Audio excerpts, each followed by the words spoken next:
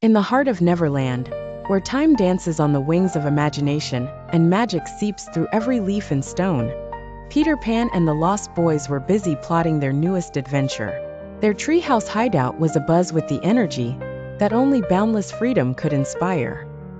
Peter, with his ever-twinkling eyes and infectious grin, was the first to speak up. "We'll visit the Mermaid Lagoon today," he declared, eager to see if any new tales of the high seas awaited. Wendy, John, and Michael, who had become honorary Lost Boys since their arrival, clapped in agreement. "What about Captain Hook?" asked Tinker Bell, her tiny voice tinged with concern as she twinkled around them in small, rapid circles. "Thank you for your like, share, and subscribe." "Ah, Hook," Peter replied with a mischievous glint in his eye. "Hook's no match for us. Besides, we need a bit of adventure, and who better to give it than that old codfish? Thank you for your subscribe our channel to join our community, to be the first who see our new stories." With their mission clear, the group set off, laughter trailing like echoes through the trees.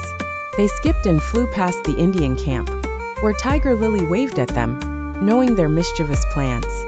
"Stay safe, my friends," she called out, her voice calm and steady as a flowing river. Approaching Mermaid Lagoon, the sun was their companion, painting everything golden.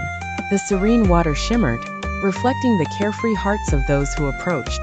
The mermaids, with their tails flicking in the azure water, greeted Peter with giggles and songs.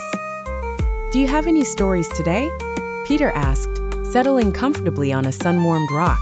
"Oh, tales of old shipwrecks and treasures," one mermaid began, her voice smooth as a lullaby. But before she could continue, a dark shadow cast over them. It was the Jolly Roger, sailing into the bay. Captain Hook was at the helm. Smee, Hook's loyal first mate, was bustling about, not creating much of a threat but definitely adding to the chaos. "Run!" cried Wendy, pulling at Peter's sleeve. But the impish leader just stood unfazed. "Time for a game," he winked.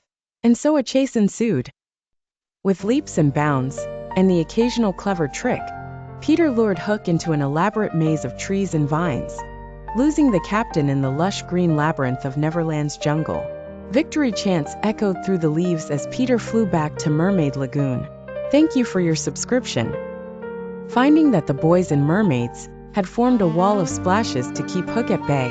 "You haven't seen the last of me," roared Hook, wagging his hook menacingly as the crew of the Jolly Roger retreated, plagued by noisy claps. With the threat gone, Peter and his band of friends celebrated. They leaped into the lagoon, refreshing from the heat of their adventure. As the sun dipped below the horizon, painting the sky in strokes of pink and orange, the island seemed to sing a lullaby of its own.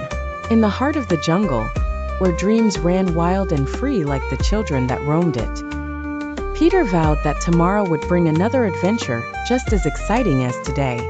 "Second star to the right and straight on till morning," Peter shouted, his voice full of youthful wonder and promise of endless fun, echoing through the starlit skies.